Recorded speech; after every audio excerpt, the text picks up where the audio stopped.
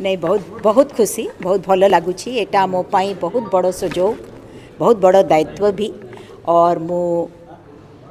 आश्वस्त करने को चाहूँगी जे यथा सामर्थ्य मु जो आमे गोटे विजन रखीचु आमर राज्य पाई और राज्य द्वारा आमर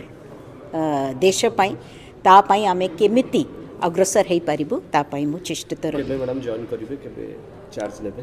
से 31 जाए तांकर अच्छी तापरे मु जॉइन कौन मैडम एम्प्लॉई मान साधारणतः एम्प्लॉई माने सबु बेले चाहि थांती ऑफिसर उप उच्च अधिकारी माने किमिति तल अधिकारी मान को भल पांतु आउ सबु बेले तांकर कथा शुणु आम मैडम से दृष्टि बहुत भल आ मु आशा करी आमर महिला मुख्य शासन सचिव जी होती ओडिशा पाई दिग्दर्शक हेबे एवं ओडिशा पाई गोटे महिला आस्ते और मु भावुची जगन्नाथ निकट प्रार्थना करी तांकर जो